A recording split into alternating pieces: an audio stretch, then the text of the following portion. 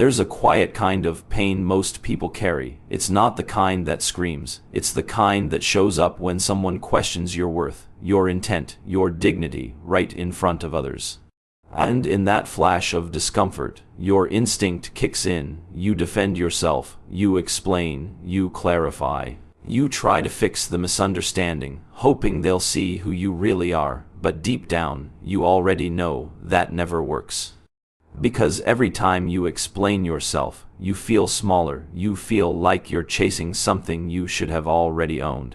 And the worst part, the more you try to sound reasonable, the more powerless you appear. They don't hear your truth. They see your need, and the moment they sense that, they know exactly where to press next. So let me offer you a different starting point. What if the answer isn't in being understood? What if the real power is in not needing to be? Let that settle, because this isn't about pride. It's not about pretending you don't care. It's about learning the one thing no one ever taught you. When you don't defend yourself, you don't look guilty, you look untouchable. Now stay with me. Because this truth, if you let it in, will shift everything you thought you knew about power. Every power game begins with a simple trick. Get you to play on someone else's terms, and most people fall for it because they don't see the trap coming. It starts with a question. Why did you do that? Do you think you're better than us? Why are you being so cold? The words sound harmless, casual, even, but underneath, there's something deeper happening. They're not looking for your answer. They're looking to control the frame. The frame is everything. It's the invisible lens through which people interpret the scene. If they get you to explain yourself, they just rewrote the story. You're no longer the one holding your ground. You're the one under inspection. That's the moment you lose. Power doesn't live in who's right. Power lives in who defines the terms. Imagine a woman named Amanda, sharp, brilliant, composed. In a corporate strategy meeting, she lays out a bold plan. Someone leans back, smirks, and says, "Oh, well, you don't have to be so cold about it." Every eye shifts to Amanda. Now the room waits. Will she apologize? Will she explain? Will she adjust to make everyone comfortable again? She doesn't. She lifts her chin slightly, pauses, and then calmly replies, "What makes warmth useful in this context?" Of silence, the question bounces back to the room, forcing everyone to think. The attacker just lost control. Because Amanda didn't defend her character, she challenged the frame. This is the shift most people never learn. When you answer their question, you accept their authority to ask it. You play on their field, even if you win the argument. You lose your position, but when you respond with a counter frame, you flip the hierarchy. You stop being the accused. You become the architect of the entire interaction. You don't need to shout. You don't need to dominate. You just need to hold the lens, because once you control how people see something, you don't need to control what they think about it. That's what most people miss. They chase being understood when they should be chasing ownership, not of people, but of perception. You'll see it everywhere once you know the pattern: politics, relationships, social media. The one who asks the question usually wins, unless you know how to reframe. So the next time someone calls you intense, don't explain. Ask them, what does intensity threaten in you? If someone says you think you're better, pause and say, better, or just different. Let them scramble to finish that thought. Let them feel the power they just handed you. This is how power moves. Quietly, with precision, not by defending the self, but by shifting the story, and that's just the beginning. Because once you stop defending your position, you start redefining the world around it. Most people think silence is weakness, a lack of words, a lack of courage, a loss, but what they don't realize is that silence is not absence. It's a mirror, and mirrors don't attack, they reflect. They let people reveal who they truly are. That's why silence, used right, doesn't make you invisible. It makes you unforgettable. Let me tell you about Daniel. A law student, top of his class, calm, composed, not the loudest guy in the room, but the one people noticed. One day in a heated classroom debate, a professor, known for provoking, called him out in front of everyone. Daniel, are you always this indecisive, or just when you're out of your depth? The room froze. Everyone waited for the counterpunch. Daniel looked at him, steady, not a blink, not a twitch. He didn't speak. He didn't flinch, just silence. The professor's smirk faded. The tension dragged. Then, awkwardly, he moved on to someone else, but the room didn't forget. Because Daniel didn't fight the attack. He let it collapse in the silence of its own weakness. That's the move. When someone throws a jab at you, what they want is your reaction. They want proof that they hit something real. And when you don't respond, you deny them that proof. They swing, and the punch lands on air. No resistance, no struggle, only stillness. And that breaks people, because the mind hates unresolved things. When you don't reply, they start filling in the blanks. They wonder what you're thinking. They spiral. They repeat themselves. They talk louder, faster, more desperate, trying to get some kind of confirmation that they're still in control. But they're not. They're unraveling. And you're just watching, calm, still, silent. It's the same in conversations, meetings, arguments, relationships. Silence, when done with presence, becomes pressure. It becomes a slow burn that makes the attacker sweat, because they expected a fight. They were ready for war. But you gave them nothing, and nothing is terrifying when someone's fueled by chaos. It forces them to deal with themselves. Their emotions, their motives, their insecurity. That's why silence is a weapon, because you're not just refusing to play their game. You're forcing them to face the parts of themselves they hoped you distract them from. Most people don't understand this. They speak to defend, to explain, to manage how they're seen.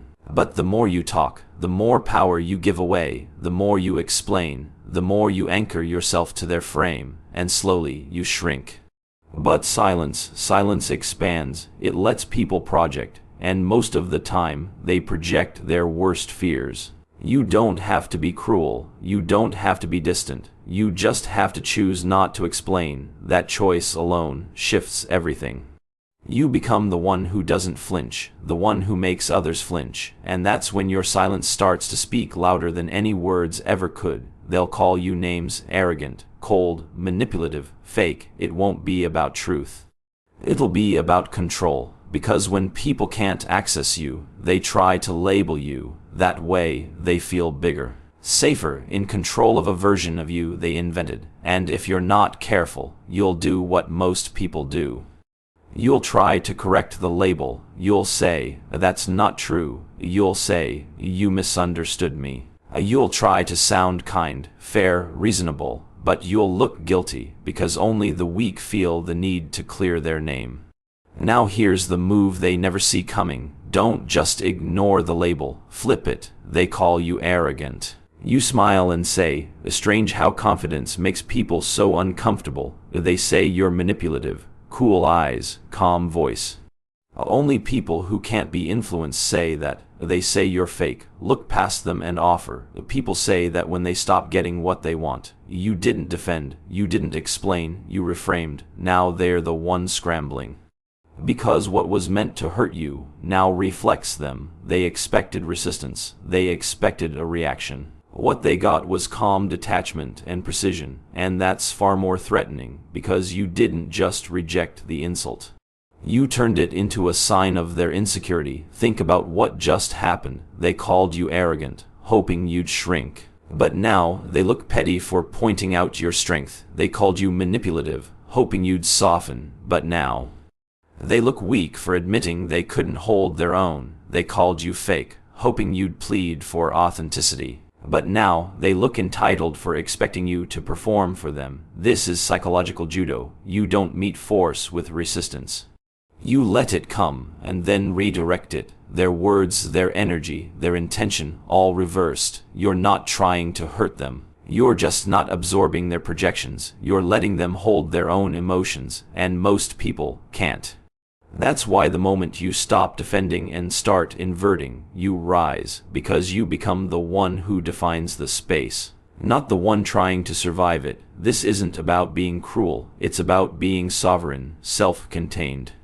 The kind of person who doesn't ask to be understood, but leaves others questioning why they ever tried to define you in the first place. And when you can do that consistently, calmly, you stop being the target, you become the frame. And once you become the frame, everything bends around you. There's a moment that decides everything. You walk into a room, not just any room, a room filled with subtle power games, unspoken judgments, invisible tests. And it doesn't matter how smart you are, how skilled, how accomplished, because the game people are really playing is watching how you carry yourself. Let me show you how power moves. Without saying a word, Carla walks into the boardroom.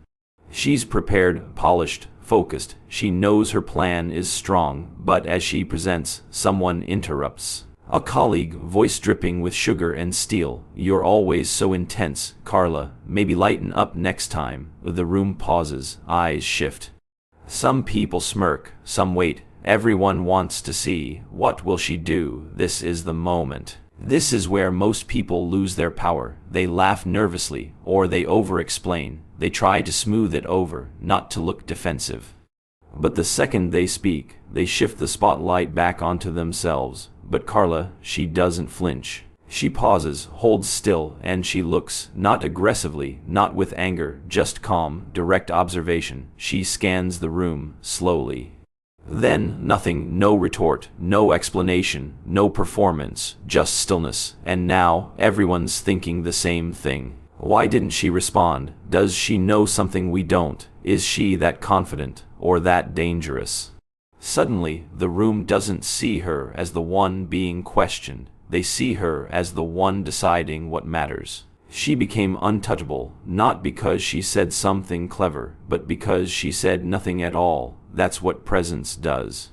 Stillness, when owned fully, creates tension, and tension creates gravity. The less you move, the more the room adjusts to you. The less you react, the more they read into you. Now you're not just another person in the room, you're the center of it. And here's the secret. It's not about being silent. It's about what your silence says. If you look rattled, your silence sounds like fear. But if you look composed, measured, collected, your silence becomes authority. It becomes weight. So the next time someone throws a subtle jab, don't fill the air, don't shrink, don't rush to look okay. Pause, breathe, hold eye contact, not to dominate, but to let the room feel you. Let them sense that you're not the one performing, they are. And they'll feel it. They'll shift in their chairs. They'll adjust their tone, because stillness disrupts weak energy. And strong presence always reclaims the space. This is how the quiet win, not with words, but with control.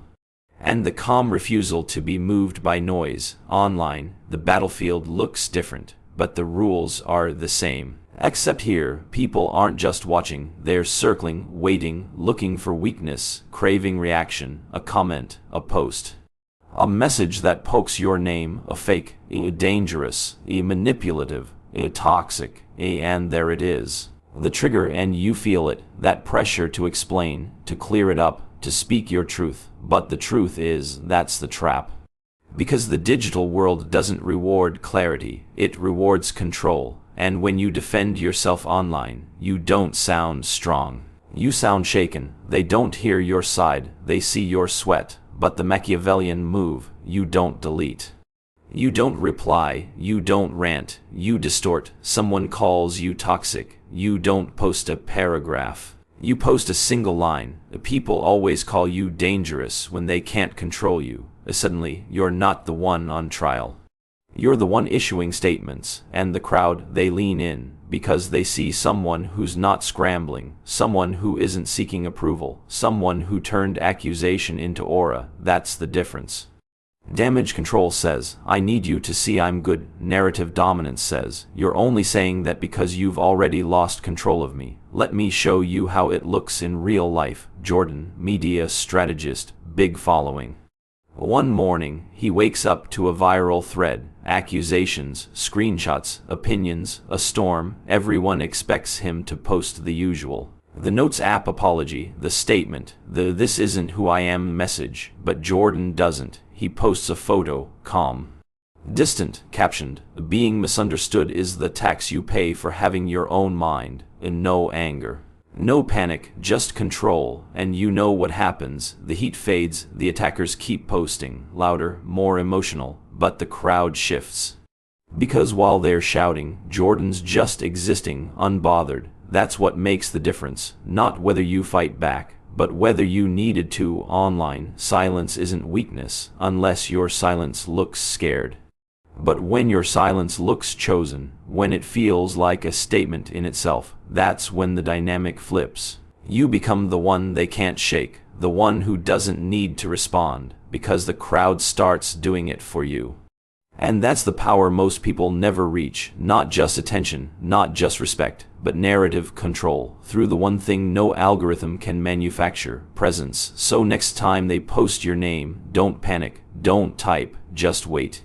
And when you speak, say something that echoes, not for them, for the people watching, because they are not judging the words. They're judging the posture. Power doesn't always shout. Sometimes it vanishes, not as an escape, but as strategy.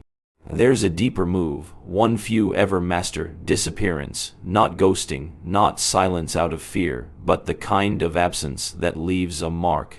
Because when you remove yourself, not in reaction, but in command, you shift the entire emotional landscape.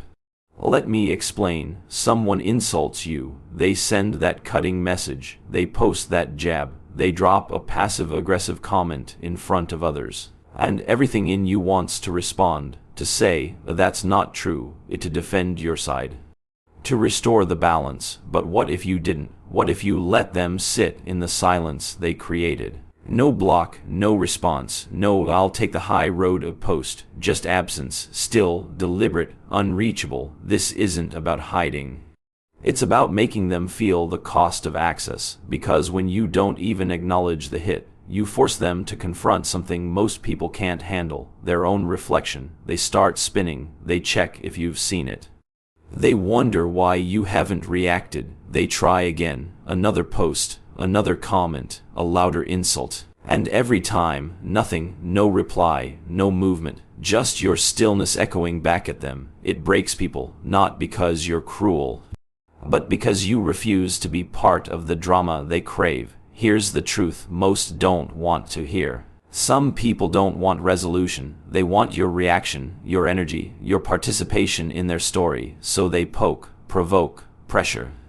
Because your attention, even in anger, validates them. But when you vanish, you deny them the stage. You strip away the audience. You remove the meaning from their script. And without you, they're just performing in an empty theater. This is where the shift happens. You're no longer reactive. You're not even present. You become myth. You become symbol, because your absence speaks. It says, you are not worth a reply. You are not part of my timeline. You are not even in the same arena, and that message hits harder than any comeback ever could. Now they spiral, they talk louder, they repeat themselves to anyone who will listen, and the more they do, the more unstable they seem, while you haven't moved. Disappearance, when used right, is not weakness. It's a mirror, it's a blade made of silence. And when they swing at you, they fall into it on their own, because that's what real power does. It lets others destroy themselves. Trying to reach a version of you that no longer plays their game, it always starts the same way. Someone throws a label at you: arrogant, fake, cold, manipulative. They want you to bite. They want you to defend. They want you to validate the frame they've just forced on you. But you don't. You don't explain. You don't justify. You don't correct. You flip it. Someone calls you arrogant. You don't say, "I'm not." You say, strange how confidence makes people uncomfortable, and now they're the one who looks small, uncomfortable, triggered by strength they don't understand. Someone calls you manipulative. You don't panic. You respond with calm. Only people who can't be influenced say that, and now they're exposed, admitting they can't hold their own ground. Someone says you're fake. You look at them, not with defense, but distance, and offer.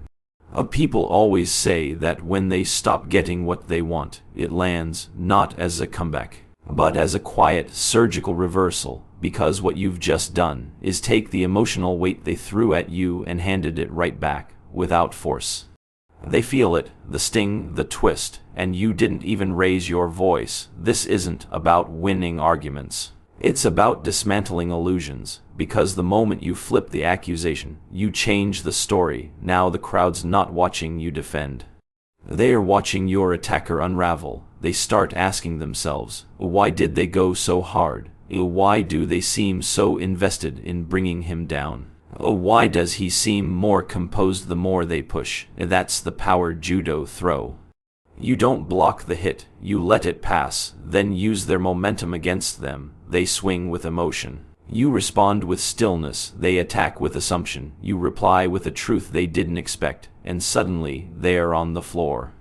But it's not about crushing them. It's about refusing to let their perception shape you. You don't need to prove innocence, because you never accepted guilt. You don't need to protect your image, because you never placed it in their hands. This is the shift, from defense to dominance, from reaction to redirection, and the best part, they never see it coming, because they expected resistance. What they got was reflection, sharp, quiet, deadly. You become untouchable. Not because you fought harder, but because they collapsed under the weight of their own performance. And you never even raised a hand. Most people chase reputation. They want to be seen as good, liked, trusted, safe, but that's not power. That's approval, and approval is a leash. It teaches you to perform, to explain, to soften your edges so others can feel comfortable. But here's the cold truth. You don't need a good reputation. You need a strong one. A good reputation says, he's nice, she's fair, they mean well, but a strong reputation says, don't cross him. She's not the one. They play at a level most people don't understand. It's not about being feared out of cruelty. It's about being respected out of presence, because when your silence carries weight, when your stillness shakes the room, when people hesitate before speaking your name, that's when you know you've built something real, not likability. Not popularity, but presence. And here's how you build it. You stop reacting. You stop explaining. You stop chasing the illusion of being understood. Instead, you define yourself. Every time someone throws a jab, and you let it pass. You build the myth. Every time you walk away without explanation, you add to the legend. Every time someone attacks you and you respond with calm, detached certainty, you shift the narrative, because they're watching, not just your words, but your energy, your pattern, the rhythm of how you move. And when that rhythm doesn't break, no matter what they throw, they stop testing it. The attack's slow, the noise fades, people hesitate. Because you've moved beyond the court of public opinion. You're not explaining, you're not justifying, you're not playing defense. You're something rarer. You're a definition, not soft, not sharp, just certain, and certainty is what people remember. It's what they follow, not because you told them to, but because you didn't need to. That's how the room shifts. That's how your name starts to echo, not through what you said, but through what you never had to say. The final move isn't silence. It's aura, a presence so anchored, so unmoved, that accusations don't even register, not because you're cold, not because you don't care, but because you've designed yourself to remain untouched. You don't flinch, you don't explain. You don't adjust for perception, because perception now adjusts for you. And here's the shift. You stop thinking about responses. You stop planning defenses. You start living in definition. Every gesture, every pause, every no you don't explain. It becomes a message, not to them, to you. It says, I don't need approval to exist. I don't need defense to deserve respect. I don't need to prove I'm right to know I am. You reach a point where the attacks stop, not because people change, but because they see it's pointless. They realize you're not available for their story. You've moved beyond the script. You don't play the villain. You don't try to be the hero. You simply are. The misunderstood man becomes the most powerful, because he becomes the most unpredictable. No one knows how to move against him, so they watch. They whisper, they wonder, and you walk, not fast, not slow, just forward, without hesitation. And that's when people start defending you. Not because you asked, not because you explained, but because your restraint, your silence, your calm made them see something rare. They start saying, "He didn't deserve that. She never even responded," and they're still obsessed. He must know something we don't. That's aura, not loud, not theatrical, just presence, so precise it makes noise irrelevant. And it's not built overnight. It's built through practice, through moments where you could have explained, but didn't. Where you could have defended, but paused. Where you could have lashed out, but smiled each time you laid a brick. Not of stone, but of stillness. And now you stand inside a fortress, not made to keep others out, but to hold you in. Because the highest form of power isn't about destroying enemies. It's not about being right. It's about being so unshaken that others start crumbling under the pressure of their own expectations. That's the real end game. You don't win by proving. You win by existing so clearly that no one dares question where you stand. Your silence becomes legend. Your posture becomes policy. Your presence becomes prophecy. And without ever raising your voice, you shift the world around you.